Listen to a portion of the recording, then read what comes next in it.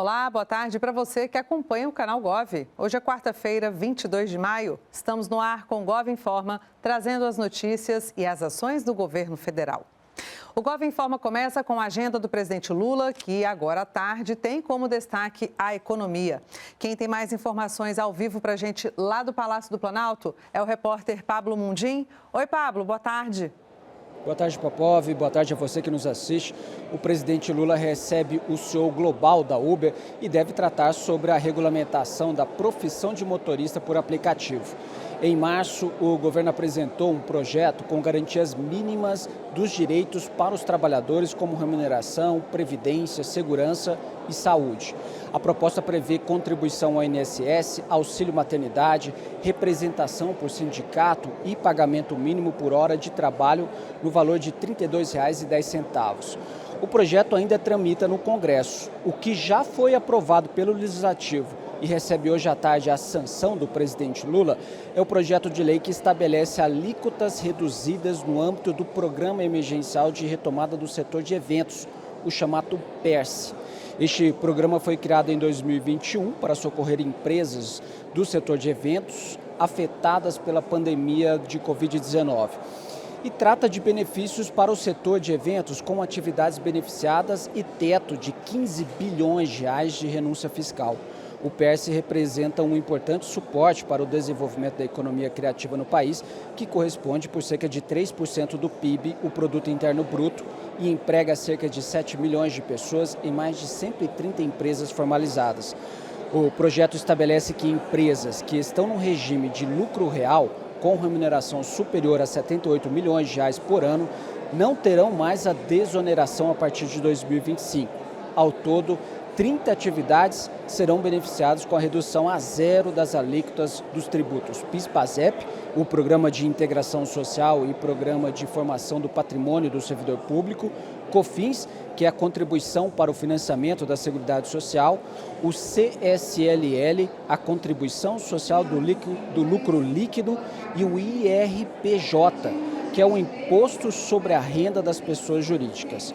Para determinadas categorias, o acesso às vantagens do PERSE é condicionada à regularidade diante do cadastro de prestadores de serviços turísticos em 18 de março de 2022. Entre as empresas que podem ser beneficiadas estão as que operam no ramo de hotelaria, serviços de alimentação para eventos e recepções, aluguel de equipamentos recreativos, esportivos, de palcos, produção teatral, musical e de espetáculos de dança, restaurantes e similares, bares e outros estabelecimentos especializados em servir bebidas, cinemas, agências de viagem, além de atividades de jardins botânicos, zoológicos, parques nacionais, reservas ecológicas e áreas de proteção ambiental, parques de diversão e parques temáticos, ou seja, são mais de 30 setores. Popov. Pois é, Pablo, daqui a pouquinho então, esse evento começa aí no Palácio do Planalto, você vai acompanhar e volta daqui a pouco na nossa programação também trazendo mais informações, certo? E você acompanha tudo ao vivo aqui no canal Gov.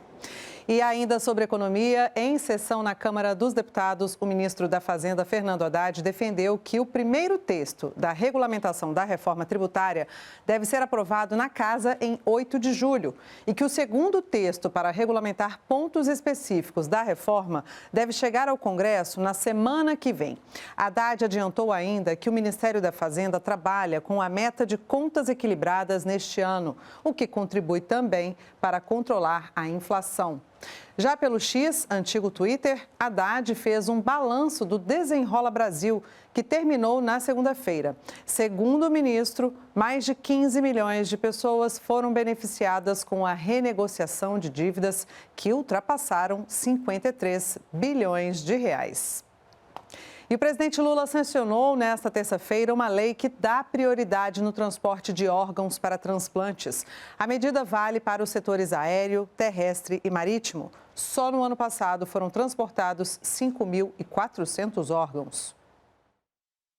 O transporte do material é um dos desafios do Brasil, segundo maior transplantador do mundo, atrás apenas dos Estados Unidos.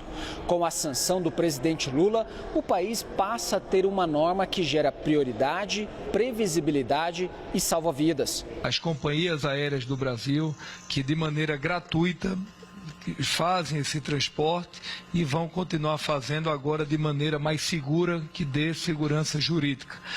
Nesses últimos 10 anos, presidente, foram mais de 60 mil órgãos transportados, só no ano passado mais de 5.400, e a ideia é que agora a gente possa ter previsibilidade e segurança e a gente, de fato, criar uma política permanente de transporte de órgãos do Brasil de maneira transversal dentro do nosso governo, para que a gente possa cada vez mais salvar vidas e, sobretudo, levar vida na vida do povo brasileiro e ajudar muitas famílias a poderem cuidar dos seus entes queridos. Segundo o projeto sancionado, a lei vale para o transporte aéreo, terrestre e marítimo. Também ficam estabelecidas vagas para as equipes médicas responsáveis pela captação dos órgãos. E a sanção da lei que regulamenta o transporte de órgãos e tecidos foi um dos assuntos do ministro Silvio Costa Filho hoje no Bom Dia Ministro, aqui no Canal Gov. Vamos ver. A partir de agora, o país tem uma política pública de transporte de órgãos. A gente tem hoje prioridade na aviação brasileira, prioridade nos transportes públicos e também nos transportes privados em relação ao transporte de órgãos. Ou seja, isso significa levar vida para as pessoas, a gente poder ter esse olhar social e a gente poder estar salvando milhares de brasileiros que precisam terem os seus órgãos transportados. Então a gente está trabalhando nessa direção, foi um avanço importante para o Brasil e eu tenho certeza que cada vez mais a gente vai avançar nessa política pública permanente e ajudando o país, porque tem muitas famílias, tem muitas pessoas que foram salvas por conta do transporte de órgãos e a gente precisa cada vez mais estimular que essa política pública, que esse gesto de solidariedade, ele possa ser cada vez mais permanente no nosso país. Se você tiver com um voo lotado, por exemplo, e tiver um órgão a ser transportado, algum passageiro terá que sair e essa equipe vai transportar esse órgão como uma prioridade. Isso é uma prioridade do país.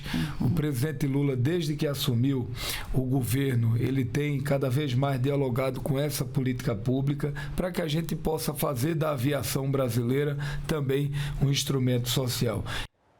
Sobre o Rio Grande do Sul, o ministro explicou como está sendo tratada a malha aérea no estado. Já que o aeroporto de Porto Alegre está fechado, a gente está ampliando e ampliamos os voos regionais.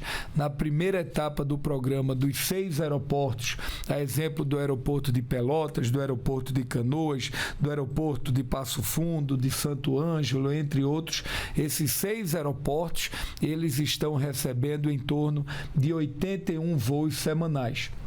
Ontem nós anunciamos a ampliação para mais 18, ou seja, vamos para 98 voos semanais nesses 6 aeroportos regionais para ampliar a malha aérea do interior do estado. E a partir de hoje está autorizado as operações no aeroporto de Canoas com até 5 voos diários. Então ontem as companhias aéreas já começaram a vender os bilhetes, a Latam, Azul, Gol vão iniciar a venda das passagens. Hoje a Fraport está autorizando a operação do aeroporto para que a gente possa em breve começar a receber voos comerciais. Então serão 98 voos regionais no interior do estado, mais 35 voos em Canoas. Nós estamos falando aí de um montante de 134 voos semanais que nós, a partir de segunda-feira, já teremos no estado do Rio Grande do Sul. Isso significa dizer a gente ampliar a malha aérea do estado e agora a gente poder cada vez mais ir ampliando voos regionais, levando o turista de negócios, o turismo de lazer. Tem muitas pessoas que ainda estão em outros estados querendo voltar para o estado do Rio Grande do Sul, outras tendo que se deslocar para outros afazeres fora do estado e, além disso, a gente está também pegando o aeroporto de Florianópolis, que tem nos dado um suporte grande, o aeroporto de Santa Catarina, os aeroportos regionais do estado de Santa Catarina, que também tem ajudado a levar passageiros para o estado do Rio Grande do Sul. Silvio Costa Filho destacou ainda o que está sendo feito para diminuir o preço das passagens aéreas no país.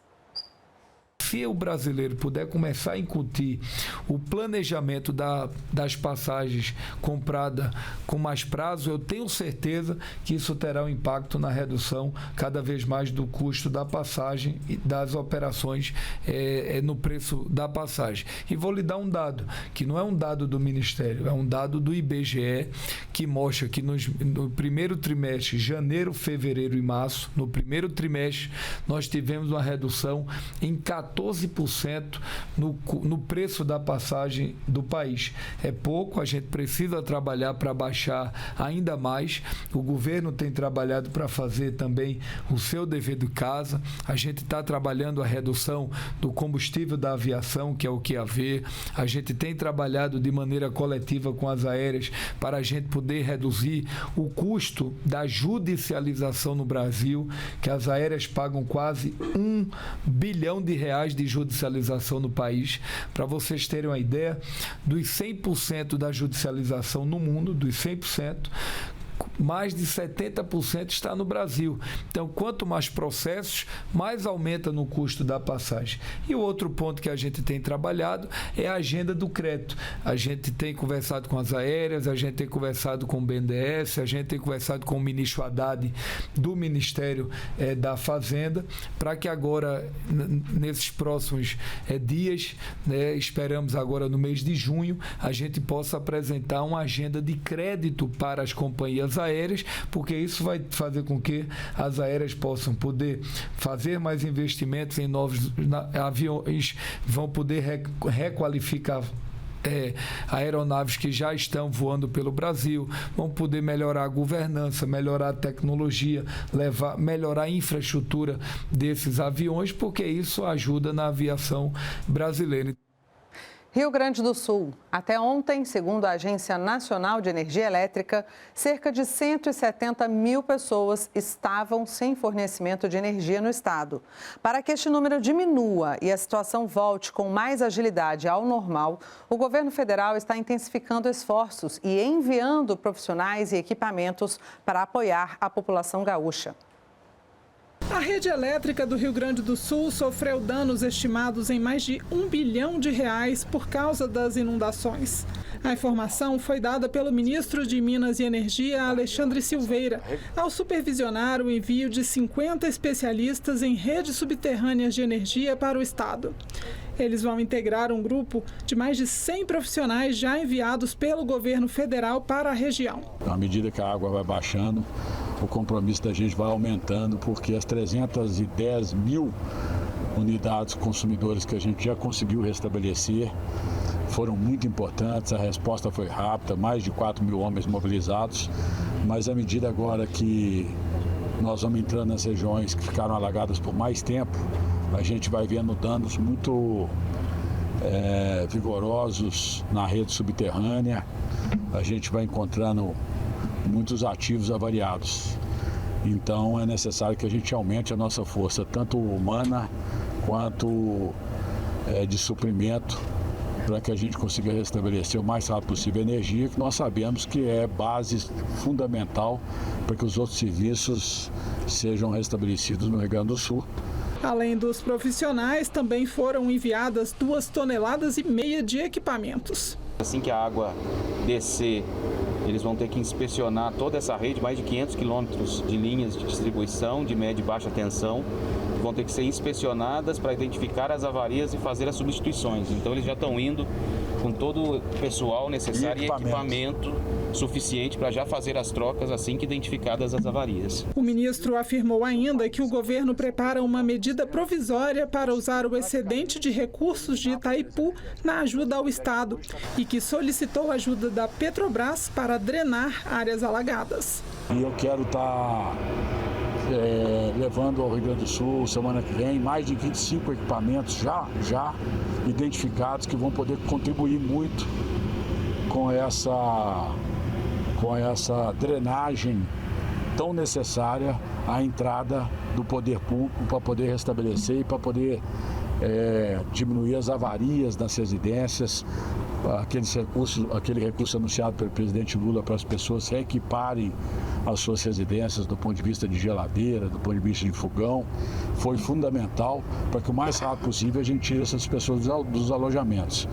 E tirar essa água através desse bombeamento vai ser necessário em consequência de áreas, como eu disse, que já diminuiu a condição pluviométrica, melhorou muito, mas a gente tem, e os geotécnicos identificaram que a água demoraria muito se ela não fosse succionada e transferida para a bacia hidrográfica. O Gov Informa fica por aqui. Nós podemos voltar a qualquer momento com outras informações do governo federal para você. Para saber mais notícias, baixe o nosso aplicativo Canal Gov. Uma ótima tarde, até a próxima. Tchau, tchau.